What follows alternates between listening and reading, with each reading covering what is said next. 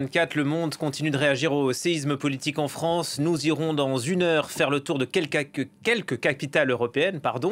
Mais d'abord, on s'arrête pendant un quart d'heure sur le continent africain. Comment la nouvelle donne est-elle perçue? Quels effets pour les relations franco-africaines? On s'arrête dans un instant avec vous, Myriam Amlal, sur un cas très concret, celui de l'Algérie.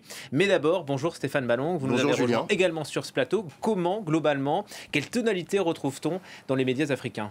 Écoutez, c'est très, c'est très partagé. Alors, il faut faire la distinction entre le traitement que les médias africains ont réservé à cette actualité française. Et là-dessus, disons qu'il n'y a pas eu beaucoup de réactions ce matin, parce que ça s'est passé hier, c'était dimanche, et la plupart des médias avaient presque bouclé. Mais ça fait plusieurs jours déjà que les médias africains en parlaient. Les éditorialistes ont largement commenté la chose. Et puis, d'autre part, vous avez des intellectuels, des politiques africains. Pas plus tard que la semaine dernière, on avait Aminata Traoré sur cette antenne qui en parlait. Donc, alors, ce qui se dégage de manière générale, si vous voulez, ça reste une affaire française. C'est une élection française. De ce point de vue, vous avez, j'allais dire, deux catégories d'analyse ou deux catégories de perception. Vous avez, et c'est aussi une question générationnelle, on en parlera, vous avez une partie qui vous disent ça se passe en France, les Français choisissent de confier la direction de leur pays à un parti, le Rassemblement national en l'occurrence. C'est leur affaire. C'est leur affaire. J'écoutais sur RFI ce matin un jeune Sénégalais qui disait « Nous, on a choisi Diomaye Faye. Pourquoi les Français ne choisiraient pas le Rassemblement national ?» On l'entend et on le respecte. Et puis vous avez de l'autre côté, et c'est là où j'évoquais l'aspect générationnel, des intellectuels d'un certain âge, j'allais dire, je ne parle pas de vieux évidemment, mais qui ont un certain attachement à la France parce qu'ils y ont étudié, parce qu'ils ont mené une partie de leur vie dans le pays, qui vous disent c'est impossible, il ne faut pas que le Front National le Rassemblement National arrive au pouvoir parce que c'est un parti, je résume, raciste, et on comprend ce que ça peut vouloir signifier pour la diaspora, des gens comme nous, les Africains, etc. Et je crois que Myriam va en parler beaucoup sur l'Algérie. Absolument. Exactement. Mais il y a quand même un point commun à tout cela. C'est-à-dire, il y a et ça vient de ce que prône le Rassemblement national, la question migratoire, la question vous avez des pays qui ont une diaspora qui est très fortement implantée en France. Le cas du Sénégal, par exemple. On sait que la diaspora a joué un rôle important dans l'élection de Bachir Diomaye Faye. Et vous avez ces pays, il y a cette inquiétude-là qui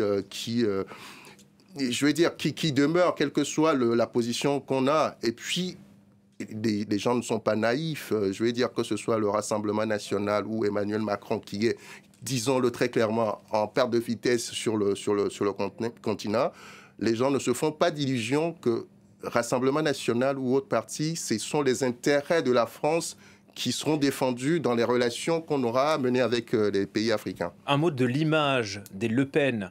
Jean-Marie Le Pen, très connu sur le continent africain. Marine Le Pen, elle est allée souvent ces dernières années sur place. Et ce qui a changé, ce qui a été nouveau, c'est qu'elle a rencontré officiellement des présidents, notamment le président sénégalais. Absolument. Disons que le Rassemblement national, autrefois le Front national, fait un travail depuis quelques années qui aboutit à ce qu'on observe aujourd'hui, qui consiste à dire, en tout cas à commencer à tisser des liens, des relations, d'animer un réseau sur le continent. On l'a vu en 2016, lorsque Jean-Marie Le Pen a été reçu par l'actuel président de la Guinée équatoriale, Obiang Nguema. On l'a vu en 2017, lorsque Marine Le Pen est allée à N'Djamena, où elle a été reçue par Idriss Déby, le défunt père de l'actuel président. Et à cette occasion même, je pense, si je ne dis pas de bêtises, qu'elle avait prononcé un discours, elle avait fait des propositions. Marine Le Pen ne dit pas parce que je suis souverainiste dans la philosophie, dans la politique que je défends, je vais me retirer de l'Afrique. Non, elle dit je vais proposer une autre relation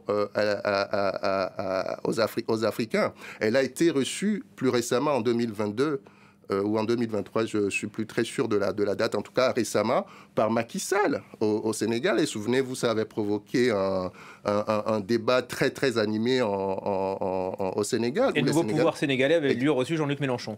Exactement. Bon, c'est différent. Ça dit tout. Donc, merci. Tout ça pour dire, je résume rapidement, que Marine Le Pen et son parti travaillent justement à rendre leur parti fréquentable et à se donner, j'allais dire, une stature de parti capable de diriger la France et de défendre les intérêts de la France. Voilà la dédiabolisation même Absolument. en Afrique. Prenons la température dans l'un des pays francophones historiquement liés à la France, la Côte d'Ivoire. Bonjour Julia Guggenheim, on vous retrouve en direct d'Abidjan. D'abord, comment est-ce que les expatriés français ont voté dimanche soir ? Eh bien, oui, effectivement, on peut commencer par revenir sur les résultats dans cette 9e circonscription des Français de l'étranger qui couvre l'Afrique de l'Ouest et le Maghreb. Alors, dans cette circonscription, Karim Ben Cheikh du parti Génération pour le nouveau Front populaire est en ballottage très favorable. Il a emporté 51% des voix. Ce n'est pas suffisant pour lui pour être qualifié dès le premier tour. C'est lié à une participation qui est très faible, que ce soit dans l'ensemble de la circonscription ou en Côte d'Ivoire, il n'y a pas eu plus de 28% de participation. Alors ici, à Abidjan en particulier, il arrive en tête également avec 38% des voix. À sa suite, c'est la candidate de la majorité présidentielle qui, elle, a obtenu 18% des voix et qui est talonnée par la candidate du Rassemblement national avec ses 16% de voix. Donc on le voit, les électeurs français qui se déplacent aux urnes en Côte d'Ivoire sont plutôt ancrés à gauche, mais par ailleurs, je discutais ce matin avec un observateur qui me disait qu'il avait quand même constaté que les Français, que la parole des Français plutôt très conservateurs se libérait de plus en plus et qu'ils assumaient de plus en plus des positions d'extrême droite avec des positions parfois très dures, notamment sur les questions migratoires. Enfin, peut-être qu'on peut dire un mot également sur comment est-ce que ces élections, comment les résultats de ces élections ont été perçus par la diplomatie française ici en Côte d'Ivoire. Eh bien, selon mes informations, il y a quand même, on peut le dire, une grande inquiétude que le gouvernement puisse passer Rassemblement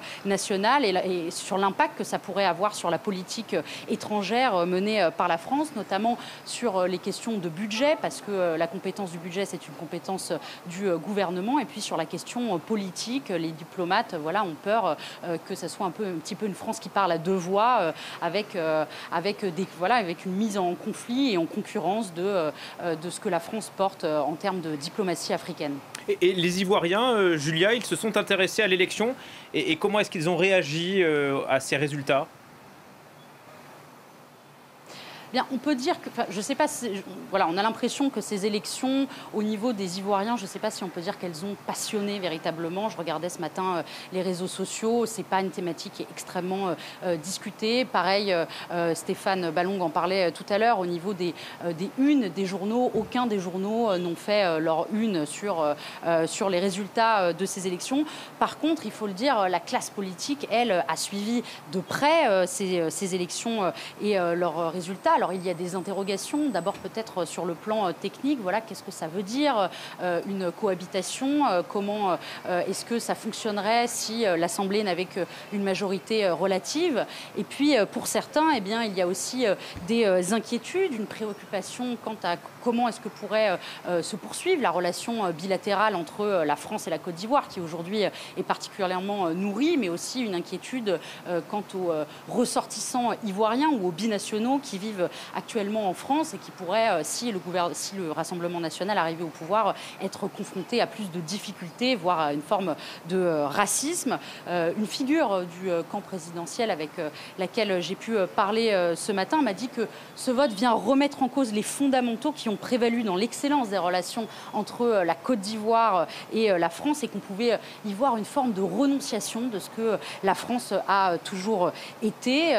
Pour autant, il faut dire que ces préoccupations ne sont pas unanimes non plus au sein de la classe politique ivoirienne. Il faut mentionner que certains au sein de la classe politique sont plutôt en phase avec les idées du Rassemblement national, ou tout du moins qu'ils ne voient pas de problème majeur à ce que Jordan Bardella soit Premier ministre pour poursuivre les relations entre la France et la Côte d'Ivoire. Merci beaucoup pour ce commentaire, Julia Guggenheim en direct d'Abidjan. On s'arrête à présent sur un cas d'école. Que changerait l'arrivée probable de l'extrême droite au pouvoir en France? Dans certains pays, les répercussions pourraient être immédiates et très concrètes. C'est le cas de l'Algérie. Bonjour Myriam Amlal, vous nous avez rejoint. D'abord, comment est-ce que ces législatives sont-elles suivies en Algérie aujourd'hui? Il n'y a pas vraiment de différence avec ce que vient de dire Julia à Abidjan et Stéphane il y a quelques instants. Il y a une vraie rupture en fait de cette passion qui faisait qu'il y a quelques années, les gens suivaient l'actualité et la politique française avec beaucoup d'intérêt. Je me souviens avoir été en Algérie en 2007 pour France 24 parce qu'il y avait des élections législatives en Algérie. C'était la période du deuxième tour entre Ségolène Royal et Nicolas Sarkozy. Et que quand je posais la question dans la rue aux gens, alors qu'est-ce que vous pensez de ces élections? Ils me répondaient, oh, on aime bien Ségolène Royal, on n'aime pas trop Nicolas Sarkozy. Moi, je leur posais la question sur les législatives en Algérie. Et eux me répondaient sur la présidentielle française. Eh bien, ça, c'est fini aujourd'hui.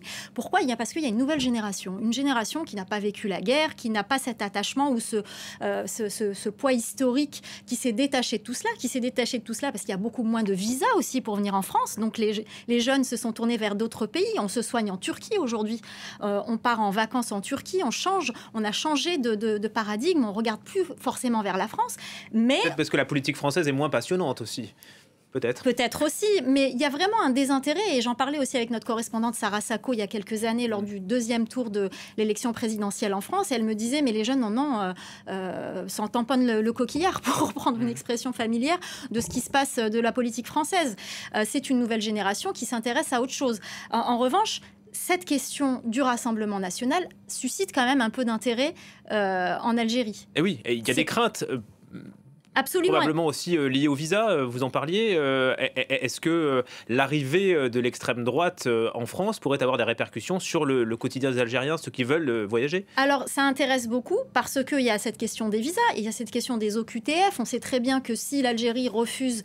les obligations de quitter le territoire. Voilà, qu'on expulse vers l'Algérie des sans-papiers algériens, eh bien, il y aura une restriction des visas. Il faut dire que l'Algérie a déjà battu des records de refus de visa. Le consulat d'Alger de Annaba avait battu des records il y a quelques années de refus de visa. Donc, c'est pas quelque chose d'inhabituel, j'ai envie de dire. Mais en même temps, ça fait partie des questions que se posent beaucoup d'Algériens parce que l'Algérie est un pays qui ne fait pas partie de la francophonie, mais qui reste francophone. Et les étudiants qui veulent venir étudier choisissent des pays où ils parlent la langue, donc le français, même si ces dernières années, on voit beaucoup d'étudiants en médecine qui vont en Allemagne, qui sont attirés par l'Allemagne, qui sont aidés pour apprendre la langue, etc. Mais la France reste quand même une destination favorite pour faire ses études. Ensuite, il y a d'autres éléments qui inquiètent. D'abord, il y a une forte communauté algérienne en France. 6 millions d'Algériens, c'est beaucoup. Que vont-ils devenir? Vont-ils être mis au banc de la société? Vont-ils subir le racisme? Je vous rappelle quand même qu'il y a des précédents historiques. 1973, les ratonnades, 50 Algériens avaient été tués pendant une période en fin des années 73, notamment dans le sud de la France et autour de Marseille. Il y a eu l'attentat du consulat d'Algérie à Marseille qui a fait 4 morts et 26 blessés. Donc ça reste dans les souvenirs des Algériens. Et d'ailleurs, ça avait provoqué la colère du président de l'époque, Ouali Boumedienne, qui avait arrêté l'immigration, qui avait décidé de cesser l'immigration des Algériens vers la France.